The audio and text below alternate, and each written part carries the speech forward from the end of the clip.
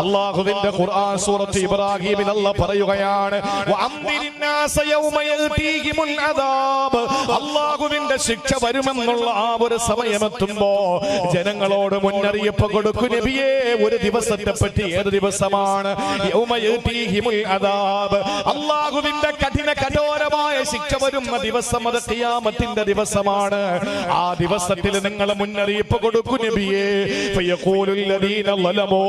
ഇവിടെ ഉൽമ ചെയ്ത ആളുകളുണ്ടല്ലോ, പടച്ചവനോട് അക്രമം കാണിച്ച് നമസ്കാരം ഉപേക്ഷിച്ചവര്, അല്ലാഹുവിനോട് അക്രമം കാണിച്ചിട്ട് മദ്യപിച്ചവര്, അല്ലാഹുവിനോട് അക്രമം കാണിച്ചിട്ട് പലിശ ഭോജികള്, അല്ലാഹുവിന്റെ ഖുർആൻ പറയുന്നവര് വിളിച്ചു പറയും റബ്ബനാ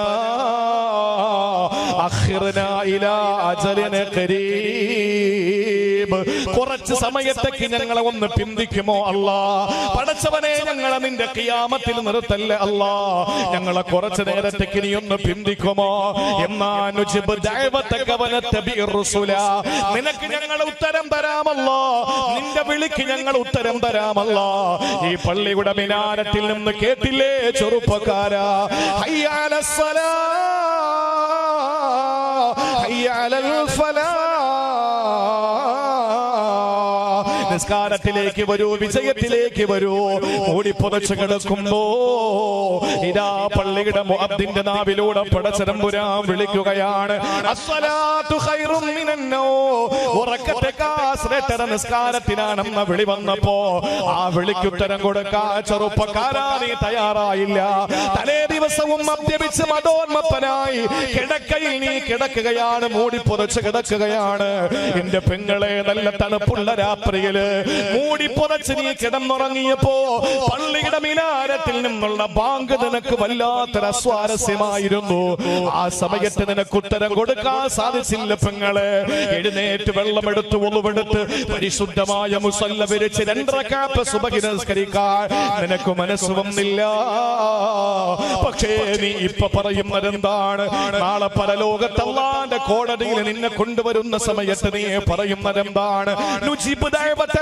നിന്റെ വിളിക്ക് ഞങ്ങൾ ഉത്തരം തരാമല്ലോ. നിന്റെ വിളിക്ക് ഞങ്ങൾ ഉത്തരം തരാമല്ലോ.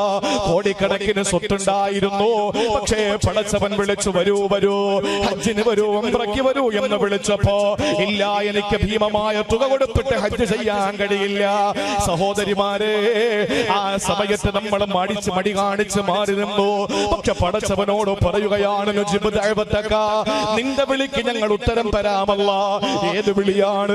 ഉംറയ്ക്ക് പോകുന്നവന്, ഹജ്ജിന് പോകുന്നവന് ഇഹ്റാം കിട്ടിയാൽ പറയുന്നത് ലബ്ബൈക അല്ലാഹുമ്മ ലബ്ബൈക്, ലബ്ബൈക അല്ലാഹുമ്മ ലബ്ബൈക്, ലബ്ബൈക ലാ ശരീക ലക ലബ്ബൈക്, ഇന്നൽ ഹംദ വന്നിഅമത ലക വൽ മുൽക് ലാ ശരീക ലക, ലബ്ബൈക അല്ലാഹുമ്മ ലബ്ബൈക്. നിന്റെ വിളിക്ക് ഞാനിതാ ഉത്തരം തന്നു വന്നിരിക്കുന്നു റബ്ബേ.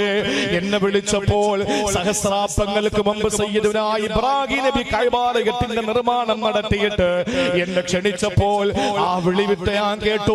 ആ വിളിക്കിതാ ഉത്തരം നൽകിക്കൊണ്ട് ഞാനിതാ നിന്റെ കഅബത്ത് ശരീഫയിൽ വന്നിരിക്കുന്നു തമ്പുരാനെ. അറഫയിൽ വന്നിരിക്കുന്നു അല്ലാ, മിനയിലും മുസ്ദലിഫയിലും വന്നിരിക്കുന്നു റബ്ബേ. ഇത് പറഞ്ഞുകൊണ്ട് നമ്മൾ ഹജ്ജിന് പോകാതെ ഉംറ ചെയ്യാതെ മാറി നിൽക്കുമ്പോ ഭൗതികമായ ഭൗതികമായ താല്പര്യത്തിന്റെയും സാമ്പത്തിക പൂജയുടെയും പേരില്, സമ്പത്തിനോടുള്ള ഇഷ്ടത്തിന്റെ പേരില് നമ്മൾ ഹജ്ജും ഉംറയും ചെയ്യാതെ മാറി നിൽക്കുമ്പോ അല്ലാഹുവിന്റെ കോടതിയിലെ ഖബറിൽ നിന്ന് എഴുന്നേറ്റ് വരുന്ന സമയത്ത് നമ്മൾ പറയും, നുജിബ് ദഅവതക. ഏയ് പടച്ചോനെ, ഞങ്ങൾ നിനക്ക് ഉത്തരം തരാം എന്ന് പറഞ്ഞാൽ ഞങ്ങൾ കഅബയിൽ പോണോ പോകാം, മക്കത്ത് വരണോ വരാം, നിസ്കരിക്കണോ നിസ്കരിക്കാം, പള്ളിക്ക് കൊടുക്കണോ, എന്ത് വേണോ ചെയ്യാം, എന്ത് വേണോ ഞങ്ങൾ റെഡിയാണ്. ഔറത്ത് മറയ്ക്കണോ ഞങ്ങൾ റെഡിയാ. ആടാനും പാടാനും കൂത്താടാനും ഞങ്ങൾ പോകൂല. പടച്ചവനെ, ഞങ്ങൾ ഒന്നിനുമില്ല. ഞങ്ങളിതാ നിനക്ക് ഉത്തരം തന്ന് ഞങ്ങൾ മര്യാദയോടെ പ്രവാചകന്മാര് പറയുന്നതെല്ലാം കേട്ട് ഞങ്ങൾ നിന്നോളം തമ്പുരാനെ. ആ സമയത്ത് പടച്ചവന്റെ മറുപടി എന്തെന്നറിയോ? മറക്കരുത്, 2ാമത്തെ ഘട്ടമാണ് പറയുന്നത്. സമയത്തിന്റെ വില തിരിച്ചറിയുന്ന ഖുർആൻ പറഞ്ഞ 5 ഘട്ടങ്ങളിൽ 2ാമത്തേത് അള്ളാഹുവിന്റെ പരലോകത്തേക്ക് നമ്മൾ ഖബറിൽ നിന്ന് എഴുന്നേറ്റ് പോകുമ്പോഴാണ്. ആ സമയത്ത് പടച്ചവന്റെ മറുപടി എന്താണെന്നറിയോ? അവലം തകൂനോ അവലം തകൂനു ഖസംതും മിൻ ഖബ്ലു മാലകും മിൻ സവാൽ. സകല നിരീശ്വരവാദികളോടും അല്ലാഹു പറയുകയാണ്, പടച്ചതമ്പുരാൻ സകല നിരീശ്വരവാദികളോടും പറയും, സകല നിരീശ്വരവാദികളോടും സകല എക്സ് മുസ്ലിമിനോടും എല്ലാ അർത്ഥത്തിലും പടച്ചവന് തള്ളിപ്പറഞ്ഞ ദീനില്ല, പരിശുദ്ധമായ ഇസ്ലാമില്ല, പടച്ചവനില്ല എന്ന് പറഞ്ഞ പുതിയ പുതിയ ആശയങ്ങളുമായിട്ട് കോവിഡാനന്തര ഇസ്ലാമിലേക്ക് കടന്നു വന്ന മുസ്ലിം നാമധാരികളായ ചെറുപ്പക്കാരികളും അടങ്ങുന്ന നിരീശ്വരവാദ പ്രസ്ഥാനത്തിന്റെ പ്രവർത്തകരോട് അല്ലാഹു പറയുന്നത് ഇങ്ങനെയാണ്, അവലം തകൂനു അഖ്സംതും മിൻ ഖബൽ. ഇതിനു മുമ്പ് നിങ്ങൾ പറഞ്ഞില്ലായിരുന്നോ സത്യം ചെയ്തിട്ട് മാലക്കും മിൻ സവാല്, നിങ്ങൾ ദുനിയാവിൽ നിന്ന് പോകൂലെന്നും ഇങ്ങനെ ഒരു ദിവസം ഇല്ലാന്നൊക്കെയല്ലേ നിങ്ങൾ പറഞ്ഞിരുന്നത്? ഇപ്പൊ എങ്ങനെയുണ്ട്, നിങ്ങൾക്ക് ബോധ്യം വന്നോ? അള്ളാഹുവിന്റെ ആക്ഷേപത്തിന്റെ മറുപടി, അപഹാസ്യമായ മറുപടി, പടച്ചവന്റെ മനുഷ്യനെ പുച്ഛിക്കുന്ന മറുപടി. ആ മറുപടി കേൾക്കേണ്ടി വരും പ്രിയപ്പെട്ടവരെ. അതുകൊണ്ട് വിശുദ്ധ ഖുർആൻ പറയുന്നത്, രണ്ടാമതായിട്ടൊരു മനുഷ്യൻ സമയത്തിന്റെ വില തിരിച്ചറിയുന്നത് ഖബറിൽ നിന്ന് എഴുന്നേറ്റ് പടച്ചവന്റെ കോടതിയിലേക്ക് പോകുമ്പോഴാണ്. ഇപ്പോഴാണ് സമയത്തിന്റെ വില അറിയുക. തീരുന്നില്ല. മൂന്നാമതായിട്ട് ഇനി നമ്മൾ സമയത്തിന്റെ വിലയറിയും. അതെപ്പോഴെന്നറിയോ? മൂന്നാമതായി സമയത്തിന്റെ വിലയറിയുന്നത് അള്ളാഹുവിന്റെ മുമ്പിൽ നമ്മളെ കൊണ്ടങ്ങോട്ട് നിർത്തും. അള്ളാന്റെ മുന്നിൽ നമ്മളെ കൊണ്ട് നിർത്തും. ഒന്ന് ആലോചിച്ച് നോക്കിയേ, വാപ്പ മകനെ അല്ലെങ്കിൽ മകളെ നന്നായിട്ട് ചോദിക്കുന്നതെല്ലാം കൊടുത്തിട്ട് മകന് എല്ലാ സൗകര്യം ചെയ്തു കൊടുത്തു. അവസാനം ആ മകളോ മകനോ വാപ്പ പറയുന്നതിന് എതിരായിട്ട് പ്രവർത്തിച്ച് വാപ്പ പിടിച്ച് വീട്ടിൽ നിർത്തുന്ന രംഗം ഒന്ന് ആലോചിച്ച് നോക്കിയേ. മക്കൾ എങ്ങനെ നിൽക്കുന്നത്? ഉറക്കം വരുന്നുണ്ടോ? എങ്ങനെ നിൽക്കുന്നത്? എന്തെങ്കിലും കുരുത്തക്കേട് കാണിച്ചിട്ട് മക്കളെ ഉസ്താദ് പിടിച്ചു, സദർ ഉസ്താദ് പിടിച്ചു, എങ്ങനെ നിൽക്കുന്ന മക്കള്? ഇപ്പൊ സദർ ഉസ്താദിന്റെ മുമ്പ് നല്ലത് നിൽക്കും. കാരണം എല്ലാ മുഴുവന്മാരും പോസ്കോ പ്രകാരം അകത്ത് കിടക്കില്ലേ. അതുകൊണ്ട് ധൈര്യമുണ്ട്.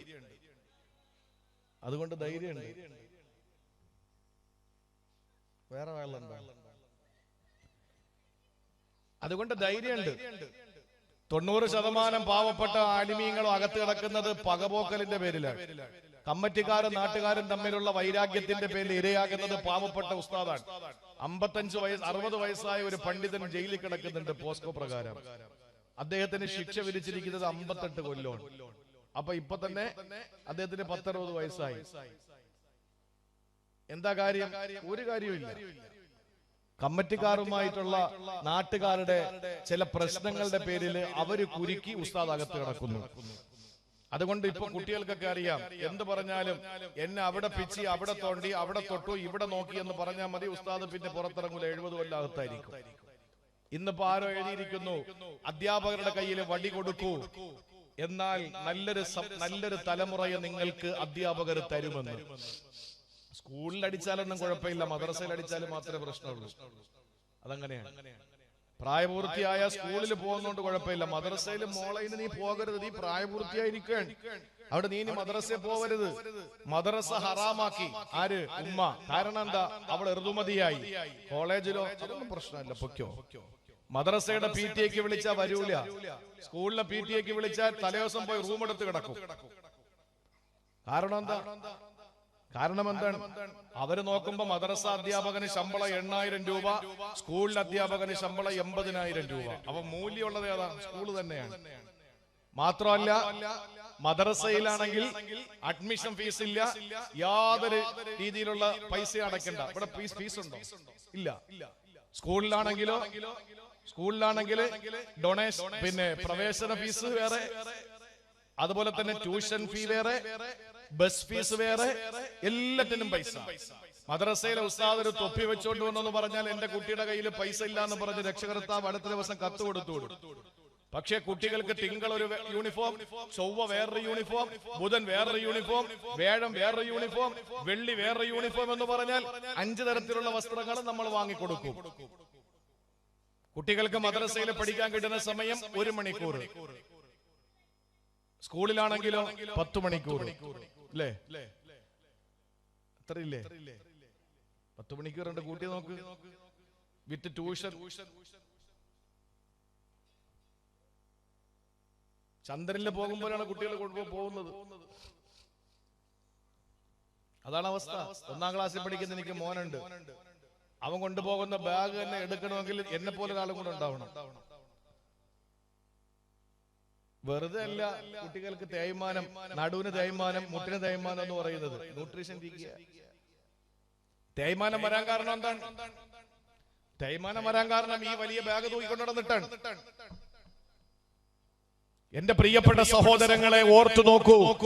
മദ്രസയില് ഒരു ഉസ്താദ് ഏതെങ്കിലും ഒരു കുട്ടിയെ ഏതെങ്കിലും ഒരു കുറ്റത്തിന്റെ പേരിൽ പിടിച്ചാൽ, സ്കൂളിൽ പിടിച്ചാൽ, വാപ്പ ഏതെങ്കിലും തെറ്റ് കണ്ടിട്ട് മക്കളെ പിടിച്ചാൽ, മക്കള് വാപ്പാന്റെ മുന്നിൽ നിൽക്കുന്ന ഒരു രംഗമുണ്ട്. എങ്ങനെയാ നിൽക്കുന്നത്?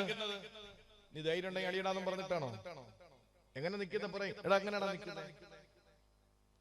വാപ്പ തല്ലം പിടിച്ചത് നീ എങ്ങനെ നിൽക്കും? നിങ്ങളൊന്നും പറയണ്ട. ചിലപ്പോ എന്തെങ്കിലും കയറി പറയും, പിന്നെ നിങ്ങൾ എന്നെ ഒരിക്കലും മറക്കാൻ പറ്റാതെ. വാപ്പ വിളിച്ച, അടിക്കാൻ വിളിച്ച, തല്ലാൻ വിളിച്ച മക്കൾ നിൽക്കുന്നത് തല കുമ്പിട്ടാണ്. തല ഉയർത്തി നോക്കൂല. വാപ്പാടെ മുഖത്തേക്ക് നോക്കാൻ ആ മകന് ധൈര്യം ഉണ്ടാവൂല. വിശുദ്ധ ഖുർആൻ പറയുന്ന സമയത്തിന്റെ വില തിരിച്ചറിയുന്ന 3ാമത്തെ സന്ദർഭം വിശുദ്ധ ഖുർആൻ സൂറത്തു സജദയിൽ അല്ലാഹു പറയുന്നുണ്ട്. അത് പടച്ചവന്റെ മുന്നിലേക്ക് എത്തുമ്പോഴാണ്. മറന്നു പോകരുത്. ഒന്ന് റൂഹ് പിടിക്കാൻ നേരത്താണ്. 2ാമത് റൂഹ് പിടിച്ചിട്ട് ഖബറിൽ നിന്ന് എഴുന്നേറ്റ് വരുമ്പോഴാണ്. ഇനി 3ാമതായിട്ട് ഖുർആൻ പറയുന്നത്, എഴുന്നേറ്റ് വന്നാ നേരെ നമ്മൾ പോകുന്നത് എവിടേക്കാണ്? സ്വർഗത്തിലല്ലല്ലോ. എഴുന്നേറ്റ് വന്നാൽ പോകുന്നത് നരകത്തിലേക്കല്ലല്ലോ. എഴുന്നേറ്റ് വരുമ്പോ നമ്മൾ പോകുന്നത് പടച്ചോന്റെ മുന്നിലല്ലേ, അള്ളാന്റെ മുന്നിലല്ലേ നമ്മൾ പോകേണ്ടത്.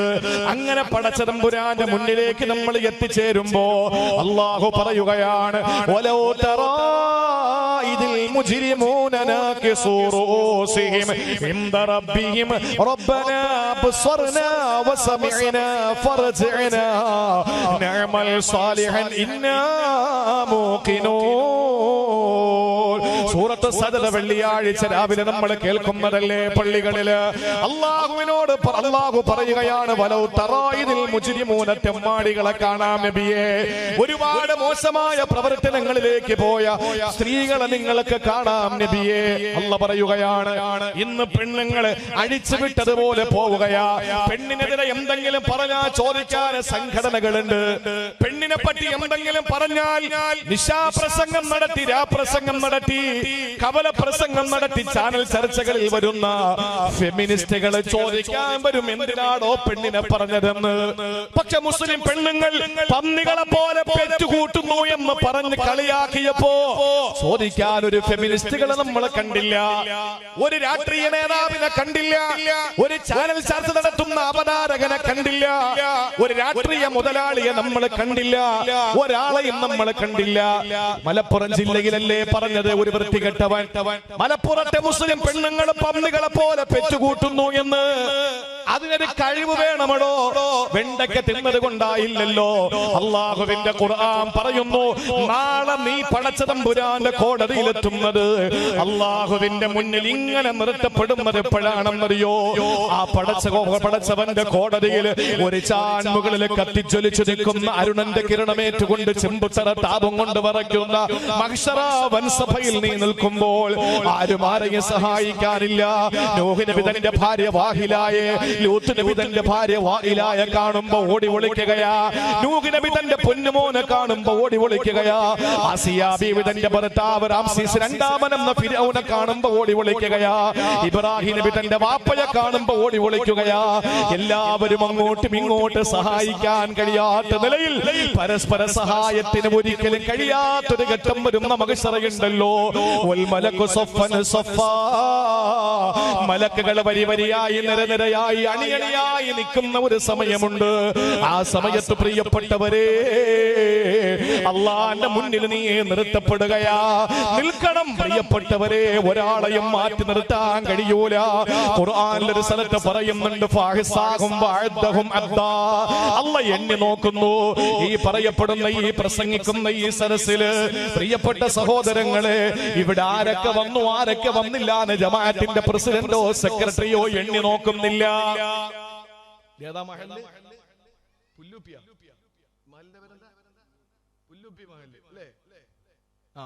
പുല്ലൂപ്പി മഹല്ല് പ്രസിഡന്റോ സെക്രട്ടറിയോ ആരൊക്കെ വന്നു? സെൻസസ് എടുത്ത് ഇങ്ങനെ ആരൊക്കെ വന്നു നോക്കുന്നില്ല. പക്ഷെ അള്ളാന്റെ കോടതിയിലുണ്ടല്ലോ അള്ളാഹു പറഞ്ഞതാണ്. അല്ല എണ്ണും ഇങ്ങനെ എണ്ണി നോക്കും അള്ളാഹു. എല്ലാരും വന്നോ? അള്ളാഹ്ക്ക് എണ്ണി നോക്കാതെ അറിയൂലേ? അറിയും. നമുക്കാണ് തിരിച്ചറിവില്ലാത്തത്. അതുകൊണ്ട് നമുക്ക് ബോധ്യമാകാൻ വേണ്ടി അല്ല പറഞ്ഞതാണ് പടച്ചോനി എണ്ണി നോക്കും എന്ന് പറഞ്ഞാൽ അള്ളാഹു എല്ലാ ആളുകളും എത്തിച്ചേർന്നോ എന്നൊരു പരിശോധന. അങ്ങനെ എല്ലാവരും എത്തി എന്ന് ഉറപ്പ് വന്നാൽ ഒരു ചുവട് പിന്നിലേക്ക് ചവിട്ടാൻ പറ്റില്ല. കാരണം എന്താ? അള്ളാഹുവിന്റെ ഖുർആൻ പറയുന്നു വൽ മലക്കു സൊഫൻ സൊഫ, 4 ഭാഗത്തും മലക്കുകൾ നിൽക്കുകയാണ്. അപ്പോഴാണ് നരകത്തെ കൊണ്ടുവരുന്നത്. 70,000 ചങ്ങലയിൽ ബന്ധിച്ച് ഓരോ ചങ്ങലയിൽ 70,000 മലക്കുകൾ പിടിച്ചു വലിച്ച് എഴച്ചു കൊണ്ടുവരുന്ന നരകം കുഴഞ്ഞു. ആ സമയത്താണ് അള്ളാന്റെ മുന്നിൽ നമ്മൾ ഇങ്ങനെ നിൽക്കുക. റബ്ബ് വജാ റബ്ബുക, അള്ളാഹു ഇങ്ങനെ വന്നു. ആ സമയത്ത് നമ്മുടെ തലയങ്ങ് താഴ്ത്തുകയാണ്. ഇവിടെ നെഞ്ചു വിരിച്ച് തെറ്റ് ചെയ്തവരാണ്, ഇവിടെ ചങ്കൂട്ടത്തോടെ തല ഉയർത്തി വെച്ച് തെറ്റ് ചെയ്തവരാണ്. ആരുണ്ടടാ ചോദിക്കാനെന്ന് ചിന്തിച്ചുകൊണ്ട് ഓരോ മനുഷ്യന് തെറ്റ് ചെയ്തവരാണ്. പക്ഷേ അള്ളാന്റെ കോടതിയിൽ അവരുടെ തല കുമ്പിട്ടിരിക്കുകയാ. ആ സമയത്ത് ഇവര് പറയുന്ന വാക്കെന്തെന്നറിയോ? റബ്ബനാ അബ്സറനാ വസമിഅനാ, ഞങ്ങൾ കാണേണ്ടത് കണ്ടു റബ്ബേ, ഞങ്ങൾ കേൾക്കേണ്ടത് കേട്ടു റബ്ബേ. ഇതൊന്നുമില്ല എന്നാ ഞങ്ങൾ വിശ്വസിച്ചത്, ഇതൊന്നുമില്ല എന്നാ ഞങ്ങൾ പറഞ്ഞത്. എല്ലാം കണ്ടു അല്ലാ, എല്ലാം കേട്ടു റബ്ബേ. ഇന്നാ മൂഖിനൂ, ഞങ്ങൾക്ക് ഉറപ്പായ തമ്പുരാനെ. അതുകൊണ്ട് ഞങ്ങൾ ഇപ്പോ ആവശ്യപ്പെടുന്നത് ഒരേ ഒരു കാര്യമാണ്, ഫർജിഅനാ, ഞങ്ങളെ തിരിച്ചൊന്ന് ദുനിയാവിലേക്ക് വിടുവോ, പുല്ലൂപ്പിയിലേക്ക് ഞങ്ങളെ വിടുവോ, കണ്ണാടിപ്പറമ്പിലേക്ക് ഞങ്ങളെ വിടുവോ, കണ്ണൂരിലേക്ക് ഞങ്ങളെ വിടുവോ, കേരളത്തിലേക്ക് ഞങ്ങളെ വിടുവോ. പടച്ചവരെ, ഞങ്ങളെ ഒന്നും മടക്കി വിടുവോ. എന്നാലും ഞങ്ങൾ അമൽ ചെയ്തോളാ, നഅമൽ സാലിഹാ, ഞങ്ങൾ നിസ്കരിച്ചോളാ, ഞങ്ങൾ നോമ്പ് പിടിച്ചോളാ, ഞങ്ങൾ ദാനധർമ്മങ്ങൾ ചെയ്തോളാ, ഞങ്ങൾ സ്വലാത്ത് ചൊല്ലിക്കോളാ. പടച്ചവനെ, പിന്നെ ഞങ്ങൾ ഏതെങ്കിലും സ്റ്റേജിൽ ആടാനും പാടാനും പോകൂല, ഏതെങ്കിലും വേദികളിൽ പിന്നെ ഞങ്ങൾ ആടാനും പാടാനും പോകൂല തമ്പുരാനെ. അതുകൊണ്ട് ഞങ്ങളെ ഒന്ന് മടക്കി വിടുമോ എന്ന് ചോദിച്ചുകൊണ്ട് മനുഷ്യൻ അള്ളാഹുവിനോട് സമയത്തിന്റെ വില തിരിച്ചറിയുന്ന മൂന്നാമത്തെ ഘട്ടം അള്ളാന്റെ മുന്നിൽ നിൽക്കുമ്പോഴാണ്. എന്താ മറുപടി എന്നറിയോ പെങ്ങളെ? മറന്നു പോകല്ലേ, ഓരോന്നിനും അള്ളാഹു മറുപടി പറഞ്ഞിട്ടുണ്ട്. മൂന്നാമതായി അല്ലാഹു പറയുന്ന മറുപടി ഫദൂഖൂ ബിമാ നസീതും ലിഖാ യൗമികും ഹാദാ വദൂഖൂ ബിമാ നസീതും ലിഖാ യൗമികും ഹാദാ. ഈ ദിവസത്തെ നീ മറന്നല്ലേടാ ജീവിച്ചത്. പെണ്ണേ, നീ പാട്ട് പാടാൻ പോയില്ല പെണ്ണ്. പാട്ട് പാടുന്നത് തെറ്റാണെന്നല്ല പറയുന്നത്. ഒരു പെണ്ണര പാവാട കൊടുത്തുകൊണ്ട് പൊതുവേദിയിൽ പൊതു പ്ലാറ്റ്ഫോമില് സർവാണങ്ങളുടെ മുമ്പിൽ അഴിഞ്ഞാടുമ്പോ ചോദിക്കുന്നവൻ ഏതെങ്കിലും കാലത്ത് പ്രാകൃത ലോകത്ത് ജീവിക്കേണ്ടവനാണെന്ന് പറഞ്ഞിട്ട് പരിഷ്കൃത സമൂഹത്തിൽ ഇതൊക്കെ പറയാൻ പാടുണ്ടോ എന്ന് ചോദിച്ചിട്ട് സോഷ്യൽ മീഡിയയിലെ കമന്റ് രാജാക്കന്മാർ ഇടപെടുമ്പോൾ എന്റെ പ്രിയപ്പെട്ട പെങ്ങളെ, നിങ്ങളോട് പറയേണ്ടത്, നാളെ ഒരു സമയമുണ്ട്, ഇവന്മാരൊന്നും നാളെ വരൂല, നിങ്ങളെ കൊണ്ട് ചെയ്യിപ്പിക്കുന്ന ഒരുത്തരും നാളെ അവിടെ കാണൂല. ആ സമയത്ത് നിങ്ങളോട് അല്ലാഹു പറയുന്നത് ഫദൂഖൂ ബിമാ നസീതും ലിഖാ യൗമികും ഹാദാ, എന്നെ കാണണമെന്നുള്ള കാര്യം നിങ്ങൾ മറന്നവരല്ലേ. അതുകൊണ്ട് ഞാനും നിങ്ങളെ മറന്നിരിക്കുകയാണ്. വദൂഖുൽ അദാബൽ ഖുൽദി ബിമാ കുന്തും തഅമലൂൻ, നിങ്ങൾ ചെയ്തതിനല്ല നിങ്ങൾ ശാശ്വതമായി അനുഭവിച്ചോടാ. അള്ളാഹുവിന്റെ മറുപടി, നിങ്ങൾ എന്നെ മറന്നിട്ടല്ലേ ഇതൊക്കെ ചെയ്തത്, എന്നെ മറന്നിട്ടല്ലേ നിങ്ങൾ ഇതൊക്കെ ചെയ്തത്. എന്റെ പ്രിയപ്പെട്ട സഹോദരങ്ങളെ, എന്തെങ്കിലും തെറ്റ് കാണുമ്പോ, ഏതെങ്കിലും ഉസ്താദുമാര് എതിർക്കുമ്പോ, പ്രഭാഷണം പറയുമ്പോ, അവർക്കെതിരെ കുതിര കയറാൻ വരുന്ന ഒരു സമൂഹത്തിന്റെ മുമ്പിൽ നിന്നുകൊണ്ട് നമുക്ക് പറയാൻ കഴിയുന്നത് ഒറ്റ കാര്യമാണ്, നാളെ അള്ളാഹുവിന്റെ കോടതിയിൽ നിന്നൊരു മറുപടിയുണ്ട്. എന്താണെന്നറിയോ? എടാ, നീ എന്നെ മറന്നിട്ടല്ലേ അതൊക്കെ ചെയ്തത്. ഞാൻ ഒരു കാര്യം തുറന്നു പറയാം, നിങ്ങൾക്ക് ഇഷ്ടപ്പെട്ടാലും ഇഷ്ടപ്പെട്ടില്ലെങ്കിലും ഞാൻ ഒരു കാര്യം തുറന്നു പറയാൻ, നിങ്ങൾ ഇഷ്ടപ്പെടണം എന്നാണ് എന്റെ ആഗ്രഹം. ഇഷ്ടപ്പെട്ടില്ലെങ്കിലും എനിക്ക് വേറെ പ്രശ്നങ്ങളൊന്നുമില്ല. നിങ്ങൾക്ക് ഇഷ്ടപ്പെട്ടാലും ഇല്ലെങ്കിലും എനിക്കത് പ്രശ്നമല്ല. ഒരുപാട് മാറി നമ്മുടെ മുസ്ലിം സഹോദരിമാർ. +1 +2 പഠിക്കുന്ന പെൺകുട്ടികൾ, 11നും 12നും പഠിക്കുന്ന പെൺകുട്ടികൾ, 80% പെൺകുട്ടികളിലും ഇന്ന് ലഹരി ഉപയോഗവും കച്ചവടവും നടക്കുകയാണ്. ലഹരി ഉപയോഗവും കച്ചവടവും നടക്കുകയാണ്. കോഴിക്കോട് 2 ദിവസത്തെ പരിപാടിക്ക് പോയപ്പോ, ഒന്നാമത്തെ ദിവസം കഴിഞ്ഞ് 2ാമത്തെ ദിവസത്തിൽ വെറുതെ ഇരുന്ന് മൂഡ് ഔട്ട് ആവണ്ടെന്ന് പറഞ്ഞിട്ട് ഒരു സംഘാടകൻ എന്നോട് പറഞ്ഞു, നമുക്കൊന്ന് ബീച്ചിൽ പോയാലോ എന്ന് ചോദിച്ചു. നട്ടുച്ച നേരമാണ്, 11:30 മണിയായെന്ന് തോന്നുന്നു. കോഴിക്കോട് ബീച്ചിലേക്ക് പോകുമ്പോൾ ദൂരെ നിന്ന് നോക്കുമ്പോൾ തന്നെ ഈ മിനയിലെ ടെന്റ് കണക്കാണ്.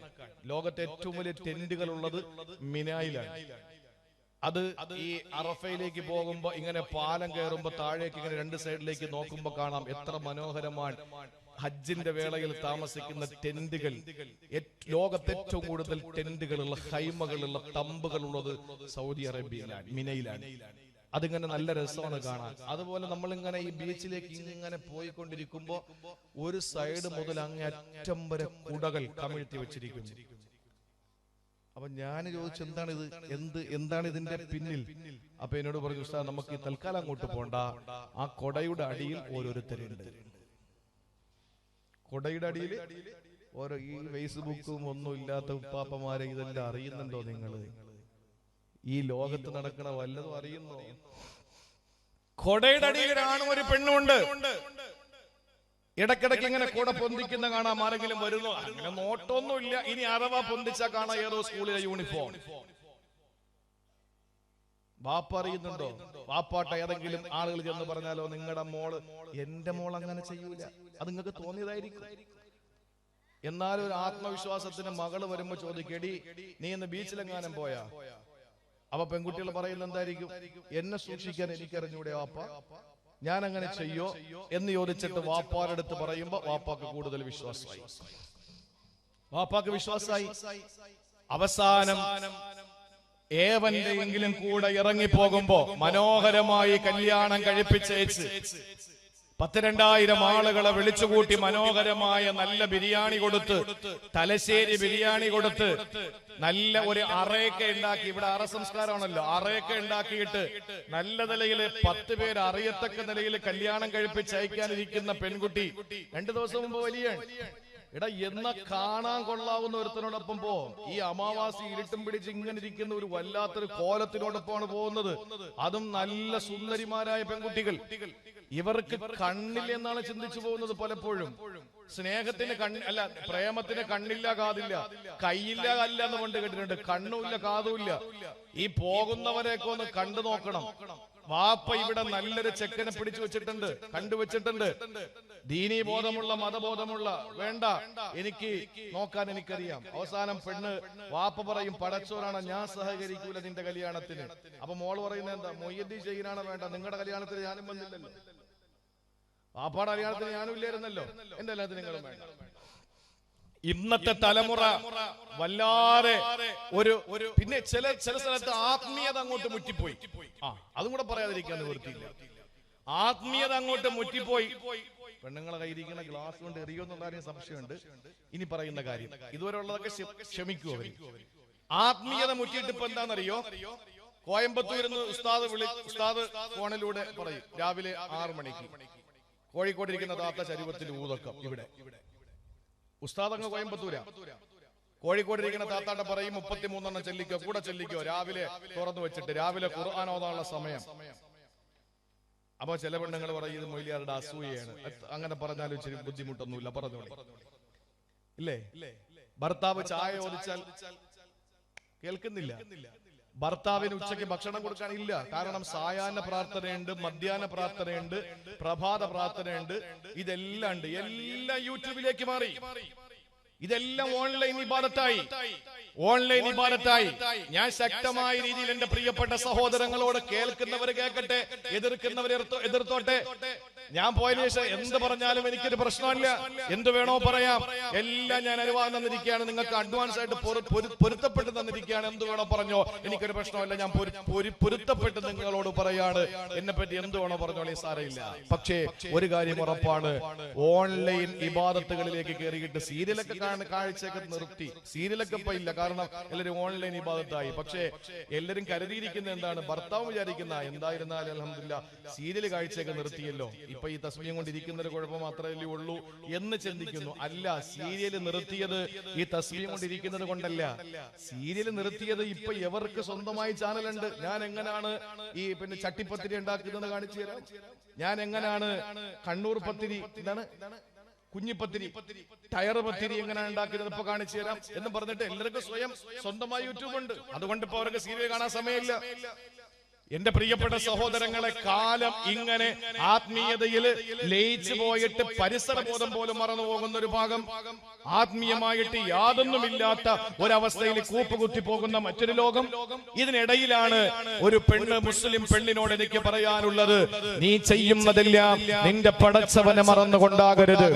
ആയാൽ നാളെ റബ്ബിന്റെ മുമ്പിലെത്തിയിട്ട് നീ പറയും, അല്ലാഹുവേ എല്ലാം കണ്ടു തമ്പുരാനെ, എല്ലാം കേട്ടു അല്ലാഹ്, അബ്സർനാ വസമിഅനാ, ഇന്ന മൂക്കിനു ഞങ്ങൾക്ക് ബോധ്യമായി, അതുകൊണ്ട് ഫർജിഅനാ നഅമൽ സ്വാലിഹാ, ഒന്ന് വെറുതെ വിടുവോ, ഞങ്ങൾ അമൽ ചെയ്തിട്ട് വന്നോളാം.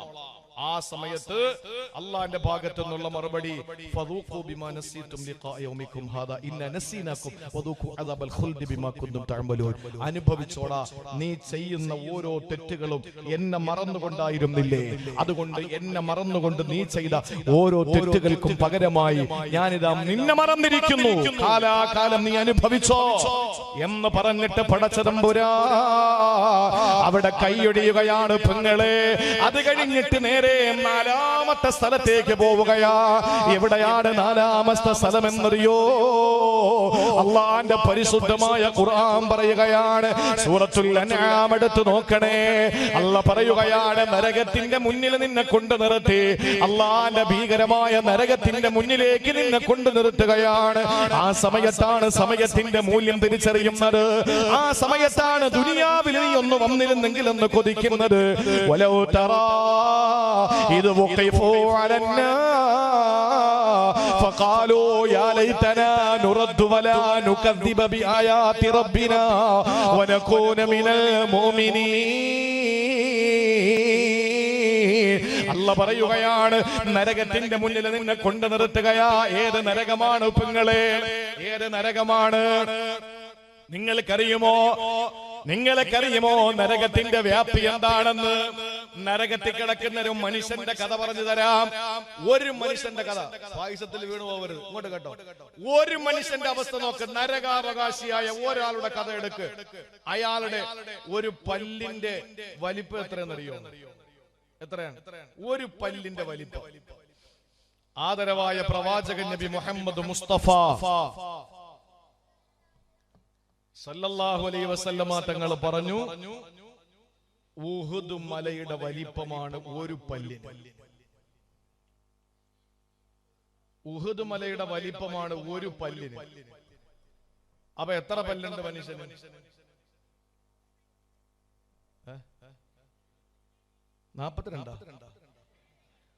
32 പല്ല്. കടയിൽ ചായ കുടിച്ചോണ്ടിരിക്കുമ്പോ രണ്ടുപേര് തമ്മിൽ ഉടക്കി, രണ്ടുപേര് തമ്മിൽ സംസാരിച്ചോണ്ടിരിക്കും.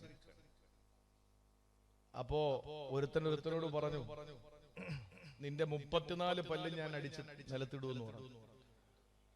അപ്പൊ പത്രം വായിച്ചുകൊണ്ടിരുന്നോ ഇടപെട്ടു. അതിന് 32 പല്ലല്ലേ ഉള്ളൂ. അപ്പോഴാണ് ഇവൻ പറഞ്ഞത്, നീ ഇതിൽ ഇടപെടുമെന്ന് എനിക്കറിയാം, നിന്റെ 2 പല്ല് കൂടെ കൂട്ടിയാ പറഞ്ഞു. മനുഷ്യന് 32 പല്ലേ ഉള്ളൂ. ഈ 32 പല്ലിന്റെ സ്ഥാനം ഒന്ന് ആലോചിച്ച് നോക്കി. ഒരു പല്ലും അണപ്പല്ല് മാത്രം ഉഹുദ് മലയുടെ വലിപ്പം. അള്ളാന്റെ ഹബീബ് പഠിപ്പിച്ചതാണ് സല്ലല്ലാഹു അലൈഹി വസല്ലം. ഇത് നിരീശ്വരവാദികൾക്ക് തിരിയില്ല. ഒരു പല്ലിന്റെ വലിപ്പം ഇത്രയുമാണെങ്കിൽ 32 പല്ലിന്റെ വലിപ്പം എത്ര? തീരുന്നില്ല. ഒരു ഷോൾഡറിൽ നിന്നും അടുത്ത ഷോൾഡറിലേക്കുള്ള ദൂരം അള്ളാന്റെ ഹബീബ് പറയുകയാണ്, ഒരു മനുഷ്യന്റെ ഒരു ഷോൾഡറിൽ നിന്നും അടുത്ത ഷോൾഡറിലേക്കുള്ള ദൂരം 3 ദിവസത്തെ വഴി ദൂരമാണ്. 3 ദിവസത്തെ വഴി ദൂരമാണ്. അതിവേഗം പോകുന്നവന്റെ, അതിവേഗം ഓടുന്നവൻ 3 ദിവസം എവിടെ എത്തും? അത്രയും ദൂരമുണ്ട് ഒരു ഷോൾഡർ അടുത്ത ഷോൾഡറിലേക്കുള്ള ദൂരം. അപ്പൊ ഒന്ന് ആലോചിച്ച് നോക്കിയ നരകത്തിന്റെ അവസ്ഥ എന്താണെന്ന്. ഇത്രയും നമ്മൾ അതിനകത്ത് കിടന്ന് അനുഭവിക്കണ്ടേ? ആ നരകത്തിന്റെ മുമ്പിൽ നമ്മൾ അങ്ങോട്ട് കൊണ്ട് നിർത്തും. അള്ളാഹു കാത്തുരക്ഷിക്കട്ടെ, അള്ളാഹു കാത്തുരക്ഷിക്കട്ടെ. അപ്പോഴാണ് സ്വർഗത്തിന്റെ അഹിലുകാരെ അടുത്തുകൂടി ഇങ്ങനെ കൊണ്ടുപോകുന്നത് നമ്മൾ കാണും. ഹദീസിൽ കാണാം, നരകാവകാശികളെല്ലാം ഇങ്ങനെ നിർത്തിയിരിക്കാൻ, അതിനെ അടുത്തുകൂടി സ്വർഗാവകാശികളെ ഇങ്ങനെ കൊണ്ടുപോകുമ്പോ നരകാവകാശികളായ ഒരുത്തൻ സ്വർഗാവകാശിയായ ഒരുത്തന്റെ കയ്യിൽ കയറി അങ്ങ് പിടിക്കും. എന്നിട്ട് ചോദിക്കും, അമ്മ താരിഫിനി, നിനക്ക് എന്നെ അറിയോന്ന് ചോദിക്കും. മന്നന്ത, നീ ആരാ? അവൻ പറയും, സഖൈതുക്കമാഅൻ, ഞാൻ നിനക്ക് ഒരു ഗ്ലാസ് ചായ വാങ്ങി തന്ന ഓർക്കുന്നുണ്ടോ? ഞാൻ നിനക്ക് ഒരു ഗ്ലാസ് വെള്ളം തന്നത് ഓർക്കുന്നുണ്ടോ? ആ സമയത്ത് സ്വർഗാവകാശിയായ മനുഷ്യൻ പറയും, ഓർക്കുന്നുണ്ട്. നരകാവകാശി പറയും, എന്നെ ഒന്ന് രക്ഷപ്പെടുത്തുമോ അള്ളാഹുവിനോട് പറഞ്ഞിട്ട്. അഷ്റഫുൽ ഖൽഖ് സല്ലല്ലാഹു അലൈഹി വസല്ലം പറയുന്നു, ഭൂമിയിൽ ഒരു ചായ വാങ്ങി കൊടുത്തത്, ഒരു ഗ്ലാസ് വെള്ളം കൊടുത്തതിന് പകരമായി അല്ലാഹു തആല ആ നരകാവകാശിക്ക് സ്വർഗം കൊടുക്കുമെന്ന് നബി മുഹമ്മദ് മുസ്തഫ. അതാണ് ദാനധർമ്മത്തിന്റെ മഹത്വം, അതാണ് സദഖയുടെ മഹത്വം. നരകാവകാശികളെ കൊണ്ടുവന്ന് നരകത്തിന്റെ മുമ്പിൽ നിർത്തിയിരിക്കുമ്പോ മനുഷ്യൻ സമയത്തിന്റെ വില തിരിച്ചറിയും. എന്താ ഇവൻ പറയുന്നതെന്നറിയോ? അല്ലാഹുവേ യാ ലൈതനാ നുറദ്ദു, ഞങ്ങളൊന്നും മടങ്ങിപ്പോയിരുന്നെങ്കിൽ, ഞങ്ങളൊന്നും മടങ്ങിപ്പോയിരുന്നെങ്കിൽ, പടച്ചവരെ ഞങ്ങളെ ഒന്നും മടക്കി വിട്ടിരുന്നെങ്കിൽ, ഞങ്ങളൊന്ന് തിരിച്ചു വരുമ്പോൾ വിശ്വാസത്തോടെ അമലുകളുമായിട്ട് വരാമായിരുന്നല്ലോ അല്ലാ. ആ സമയത്ത് പടച്ചോന്റെ മറുപടി വരികയാണ്, ബൽ ബദാലഹും മാ കാനൂ യഖ്ഫൂന മിൻ ഖബ്ലു വലൗ റുദ്ദൂ ലആദൂ ലിമാ നഹൂ അൻഹു വഇന്നഹും ലകാദിബൂൻ. സൂറത്തുൽ അൻആമിലൂടെ പടച്ചവൻ പരിചയപ്പെടുത്തുകയാ ഈ മനുഷ്യനോട് അല്ലാഹുവിന്റെ മറുപടി, വലൗ റുദ്ദൂ ലആദൂ ലിമാ നഹൂ അൻഹു വലൗ റുദ്ദൂ ലആദൂ ലിമാ നഹൂ അൻഹു. യവനെ തിരിച്ചു വിട്ടാലും യവന്റെ അവസ്ഥ പഴയത് തന്നെയാണ്. ഇവരെ തിരിച്ചു വിട്ടാലും അവസ്ഥ പഴയത് തന്നെയാണ്, ഒരു മാറ്റം ഉണ്ടാവൂല. ഇവൻ പച്ചക്കള്ളമാ പറയുന്നത്. അള്ളാഹുവിന്റെ ഭാഗത്ത് നിന്ന് ശക്തമായ മറുപടി. നാലാമത് നമ്മൾ തിരിച്ചറിയുന്നത് അവിടെയാ, നരകത്തിന്റെ മുന്നിലെത്തപ്പെടുമ്പോ അള്ളാഹു നരകത്തിന്റെ ഭീകരത തൊട്ട് നമ്മളെ കാത്തുരക്ഷിക്കുമാറാവട്ടെ. നരകത്തെ പറ്റി ഓർത്തോർത്ത് കരഞ്ഞ് കരഞ്ഞ് സയ്യിദുനാ ഉമർ ഇബ്നുൽ ഖത്താബ് റളിയല്ലാഹു അൻഹുവിന്റെ കവിൾ തടത്തിൽ 2 ചാല് പോലെയായി എന്നാണ്. ഖബറിനെ, നരകത്തെ പറ്റി ഓർത്തോർത്ത് ഉമർ ഇബ്നുൽ ഖത്താബ് തങ്ങളുടെ കവിൾ തടത്തിൽ 2 ചാല് വീണു. കരഞ്ഞ് കരഞ്ഞ് കരഞ്ഞിട്ട് എന്താണ് നരകത്തിന്റെ ഭീകരത എന്നവർക്കറിയാം. കാരണം അവർ 2 കാതുകൾ കൂർപ്പിച്ചു വെച്ചത് അഷ്റഫുൽ ഖൽഖിന്റെ റിസാലത്തിന്റെ പൊൻചമ്പകപ്പൂ ചുണ്ടിലാണ്.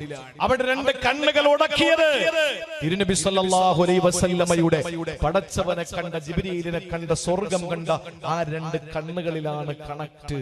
അതുകൊണ്ട് തന്നെ അവരുടെ ജീവിതത്തിൽ അവർ എല്ലാം തൊട്ടറിഞ്ഞവരാണ്, അനുഭവിച്ചറിഞ്ഞവരാണ്.